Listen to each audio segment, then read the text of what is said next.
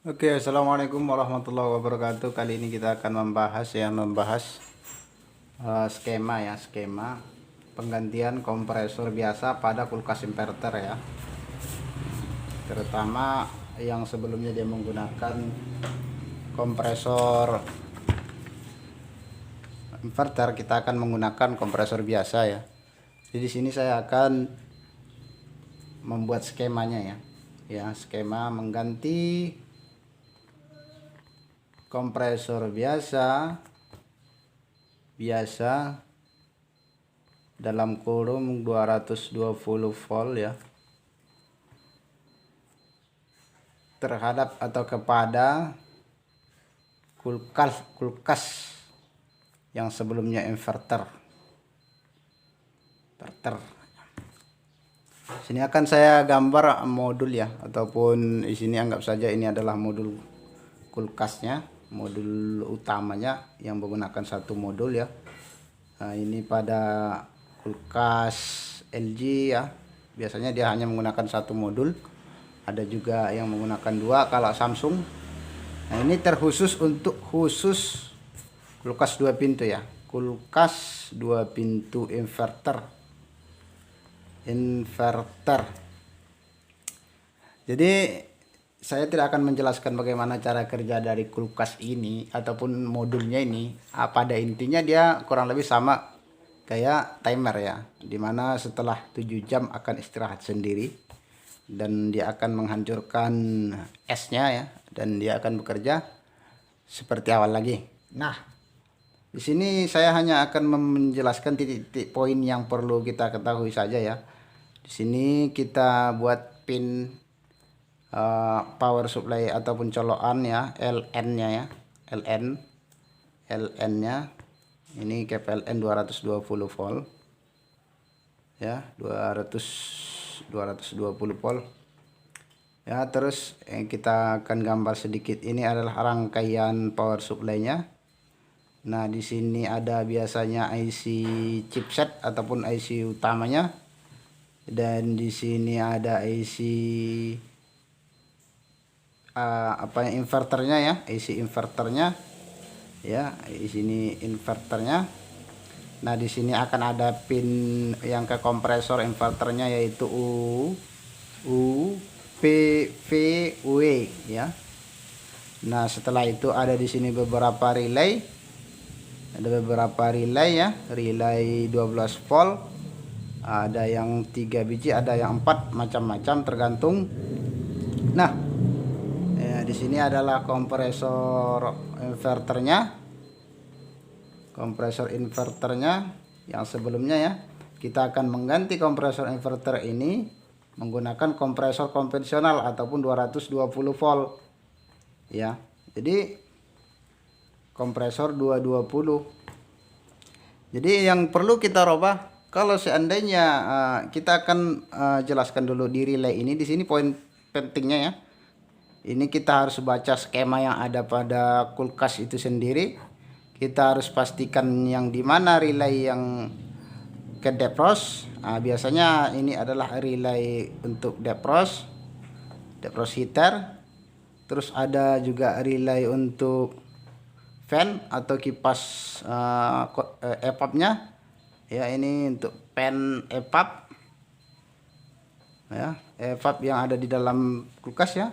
Nah, yang ketiga ada yang menggunakan fan untuk kondensor. Kalau kulkas yang agak besar LG biasanya ada ya, seperti yang ada di video yang sebelumnya saya upload itu, dia ada. Di sini adalah fan kondensor yang di luar. Nah, yang perlu kita perhatikan, setelah tidak terselamatkan lagi kompresor inverter ini, begitu juga inverternya, atau kita nggak dapat IC-nya, maka kita boleh menggunakan kompresor biasa konvensional 220 ya. Kita hanya perlu menambahkan satu buah relay minimal 10 ampere yang kaki 5 ya, kaki 5. Ada banyak murah itu ya. Jadi kaki 5, di mana kaki 5 itu dia harus kita perhatikan. Di sini ada 12 volt ya, 12 volt Ini titik 12 volt, dan terus biasanya di sini ada C ataupun COM, terus ada NC ya, ada NO. Oke, titik NO dan NC. Nah,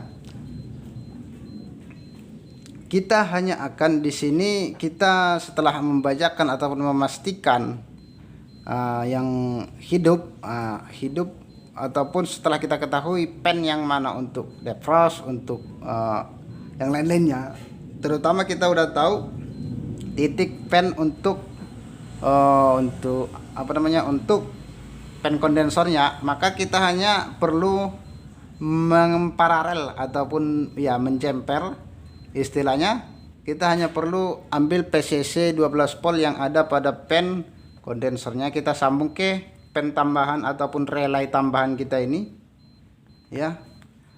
Kita hanya perlu memparalelnya.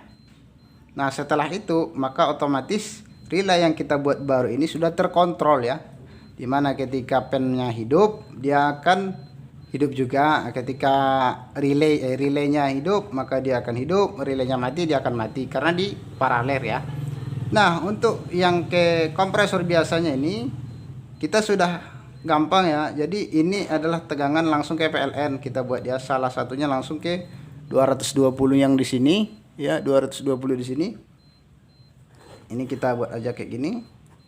Nah, satu lagi kita masuk ke COM yang ada pada relay yang kita tambah ya. Masuk ke COM-nya.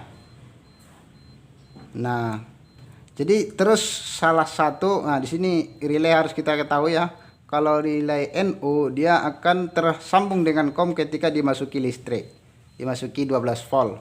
Maka karena kita pengontrolnya ini melalui pen kondensor, dia akan masuk PCC ke sini, maka akan hidup pen indoor, pen kondensor. Maka kita ngambil dari NO juga ya, ngambil dari NO. Makanya ketika pennya ini hidup dan relaynya pun tersambung, kompresor hidup. Nah, begitu. Yang jadi permasalahan terkadang dia tidak ada pen yang ke kondensor ya, ataupun pen yang di luar yang untuk hangat ya. Jadi apakah masih bisa? Tentu saja bisa. Nah, di sini kita hanya perlu mengambil PCC-nya ini yang 12 voltnya ini, kita ngambil dari defrost. Ya. Defrost kita ngambil 12 voltnya dari relay defrost. Nah, ini kita jumper lagi ya, kita jumper.